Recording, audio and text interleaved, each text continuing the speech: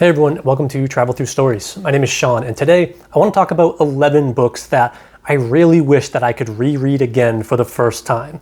This video was inspired by an Instagram tag, but the reason why I wanted to make a video about this is because while these books aren't necessarily my favorite books, though some of them are, they each fundamentally changed the way I read literature, or they fundamentally changed the way I perceived what literature could do. That is, each of these books are a giant milestone in my reading life. And not only have these books profoundly changed my reading life with the risk of sounding overzealous, most of these books fundamentally changed my life. And that happened right at that moment of that first reading. And I really wish that I could experience that experience again. And I'm very jealous of people who get to experience these books for the first time. I want to go through these rather quickly, so let's just get going. The first book should be no surprise if you know who I am, and that is Beowulf. And if this sounds strange, well, it is kind of strange, but without Beowulf, I wouldn't do what I do.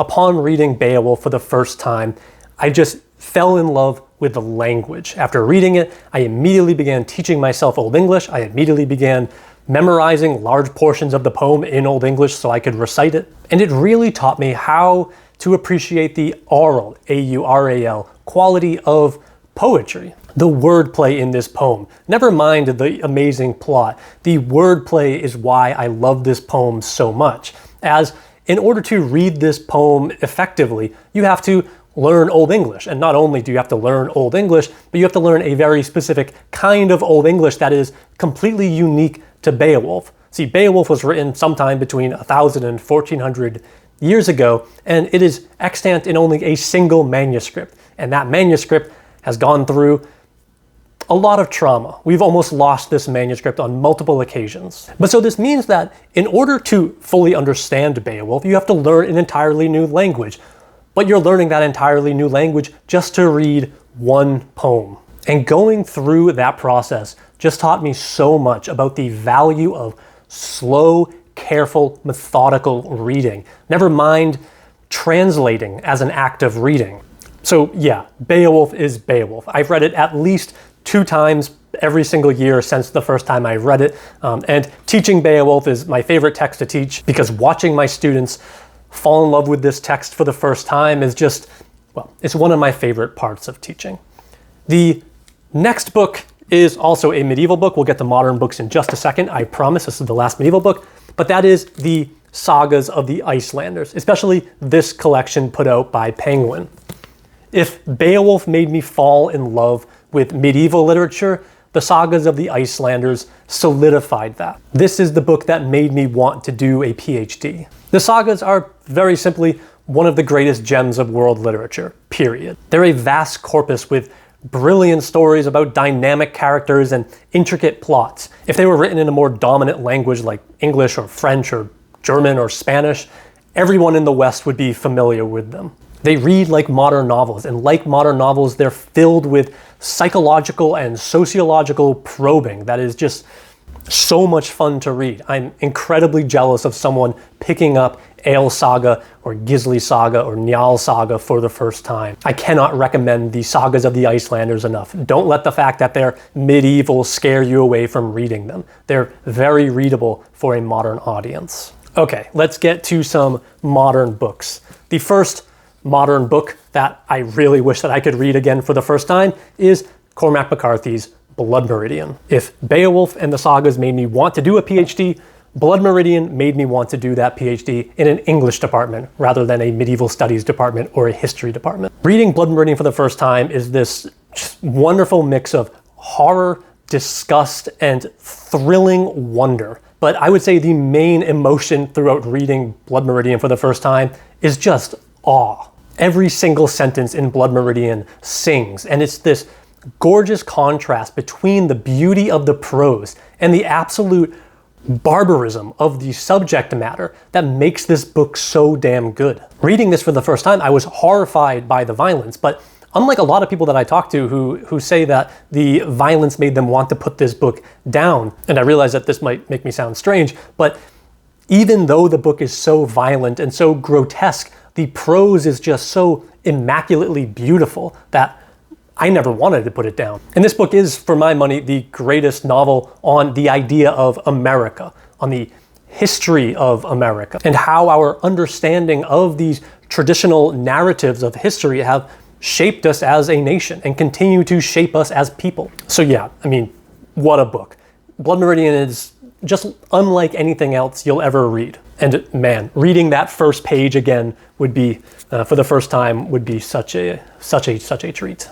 The fourth book that I'd like to read again for the first time is Toni Morrison's Song of Solomon. And I could very well, as you can see by my collection of Toni Morrison right there, I very well could have put Beloved or The Bluest Eye on this list, but Song of Solomon was the first Toni Morrison that I read, and it still holds as my favorite. And Morrison really just changed for me what I thought literature could do. Morrison just so effectively writes stories that are so universal, but at the same time so deeply personal to a very specific community. But it's in that negotiation between the universal themes and the very personal that makes her books so effective, artistically and politically. Morrison also taught me that literature can be deeply artistic and deeply political at the exact same time. But even though her books are these kinds of political manifestos in a way, they're also a lot of fun, and they're full of fantasy and fables and folklore and the kind of stuff that high literature traditionally didn't really engage with. Morrison is simply a revelation, and if you haven't read her yet, I'm very jealous that you get to read her for the first time. Number 5 on my list is Tarjei Vesaas's The Birds. Now, I'm not a very emotional person, nor am I a very emotional reader. Few books moved me. The Birds moved me. In minimalistic but poetic prose, Vesaas tells an incredibly simple story about a brother and a sister living in rural Norway. The brother, the main character, Mathias, has a learning disability, and so he can't work, and he doesn't quite fit into the rest of society. People find him strange, and his sister really takes care of him. And that's really it. But this story is told with just such empathy, and Mathias just really is one of my favorite characters in literature. Even though he has this intellectual disability, he is just so relatable in how he just wants to fit in with society, and he wants people to appreciate him as a person and to love him, and society keeps refusing to do that. I don't know, it's just beautiful. If you haven't read Vesaas yet, I strongly recommend you read this Norwegian author. Just make sure you have a box of tissues nearby.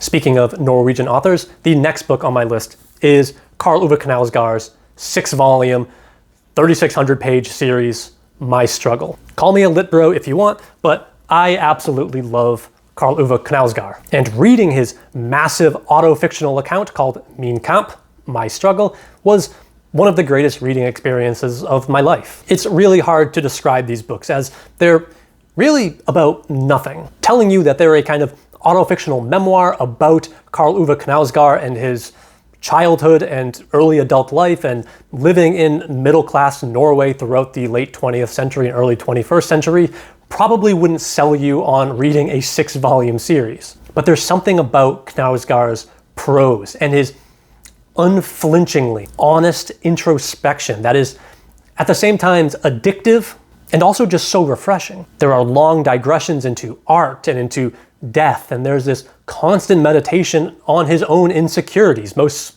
prominently his own masculinity. And again, it's just simply gorgeous to read. His relentless honesty is a complete flip from the structured artifice of fiction. These books are incredible. Again, they're long as hell, but I would reread these books in a heartbeat. The next book that I would really like to read again for the first time is Gabriel García Márquez's 100 Years of Solitude. I read this book quite early on in my reading life, and this book really opened the door for me into literature through magical realism, a genre that to this day I still love. But the reason why magical realism was such a revelation to me was that it was so familiar. As someone who grew up reading fantasy literature and medieval literature, I know, kind of weird, magical realism didn't seem that different at all. This blending of the fantastic, of fantasy and reality, seems, to my mind as a reader of fantasy and medieval literature, completely natural. But Márquez just uses these fantastical elements to explore very serious topics like imperialism and colonialism, and it's so effective. This book is astounding in its depth, but it's also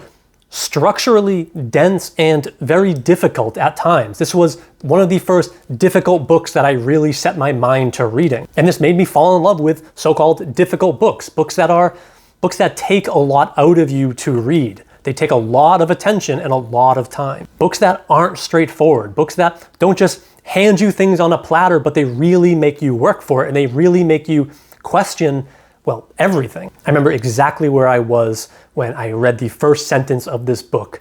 Many years later, when he faced the firing squad, Colonel Aureliano Buenadilla was to remember that distant afternoon when his father took him to discover ice, and I won't forget it anytime soon. The next book I want to talk about is Agota Kristóf's trilogy, made up of the books The Notebook, The Proof, and The Third Lie. Now, I read this book for the first time this year, just a couple of months ago, in fact, and I haven't even done my review of this book yet. But the reason why I would like to experience it for a first time again is because it's a trilogy, and each book makes you completely rethink, and it completely reshapes the books that came before it. That is, once you've read the second book, you can never look at the first book the same way again. And the same goes for the third book, which completely revises every single thing that you thought you knew before that. But it does this without just pulling the rug out from underneath you. It does it in a subtle and effective way. But the experience of reading this for the first time and discovering these mind-blowing twists that, again, just made me reconsider every single thing I experienced up until that point with this book was just an incredible reading experience. This book really just looks at what war and loss and grief and trauma does to the human mind, and it replicates it in a hauntingly beautiful way. It's incredibly disturbing. The first book is one of the most disturbing books that I've ever read. I've really just never quite read anything like it, and it hasn't left my head since I finished it. The next on my list is Anne Carson's, I don't even know what to call this, book in a box, poem, prose poem, whatever you want to call it. Anne Carson is kind of indescribable. Her book, Knox. Reading this book is a full-body experience. I had no idea what it was when I bought it. I bought it for my wife for Christmas one year, and it came in, I opened the package and was going to wrap it, but then I opened it up and I realized that it was like a single accordion piece of paper inside of this box, and I began to unravel it, and I was just so tantalized by it that I sat down and read the entire thing before she got home from work. Knox is the reproduction of this handmade book that Anne Carson made for her brother after her brother died. And it's essentially an analysis of a single epigraph of this poem by the Roman poet Catullus. And in this analysis, she slowly translates this poem word by word, giving the etymology of every single word and various translations for you to consider. And then she also, on the other side of the page, uses each word as a jumping off point for a kind of prose poem, where she's really just coming to terms with the death of her brother. It's haunting and absolutely gorgeous, but what I really love about this book is how it is a physical object as well, and it kind of elevates the idea of a book and the actual physical experience of reading that book in a way that I haven't experienced since reading House of Leaves by Mark Z. Danielewski. It really just kind of broke my perception of how we physically engage with books. It's really just mind-blowing, and it's incredibly moving and incredibly beautiful, and a one-of-a-kind object that, again, I would give a whole lot to be able to experience that again for the first time. The second to last book on my list is none other than Jorge Luis Borges' collected fictions. If I had to just pick one of them, I would say Ficciones was my favorite and was kind of the revelation into the world of Borges. I mean, what can I really say about Borges? His short stories are short, but they do not leave your head. His collection of short stories I read years and years and years ago, probably close to a decade ago at this point, and they have not left my head since. They've affected my experience of reading every single thing that I've read since. Borges is able to just pack his short stories with so much. They're just so dense with ideas that I just don't know if there's another writer who can compare with his like ideas per word ratio that he does. Like, read The Garden of Forking Paths or Funes de Memorias. Each one will take you like no more than 20 minutes, and I guarantee you they will not leave your head for years. There are very few authors who can make that lasting impact in a collection of short stories. For me, Borges is one of a kind and a reading experience that I would give anything to experience again for the first time. The last book on my list is one of my favorite books of all time, and I also think one of the best books of the 20th century so far, and that is Mathias Énard's Zone. Not only do I just adore this book, but the reason why it's on this list is because this book really sold me on the structure of the single sentence novel. Without Mathias Énard's Zone, I probably wouldn't have fallen in love with authors like Laszlo Krasznahorkai and Fernanda Melchor. When I first bought this book, I was very intimidated because I opened it up and I saw no paragraph breaks and really not much punctuation. So I was intimidated to start it. But I remember so distinctly laying down in the grass one day and opening it up and just getting sucked into the hallucinatory prose. The prose goes on, and there is such a, in my experience with single sentence books, there's such a visceral experience to reading it in that you can't stop. I just remember reading this book in like 3 to 4 pretty long sittings. This isn't a short book by any means. And even leaving the prose aside, the subject matter of this book is engrossing, and it explores Europe, the idea of Europe, and how war has affected Europe and continues to affect Europe in such a way that, I mean, I know it's heretical to compare ancient texts to modern novels, but it only just reminded me of things like the Iliad. But anyways, that's my list for now. There are so many authors that I left off that I would kill to read again for the first time.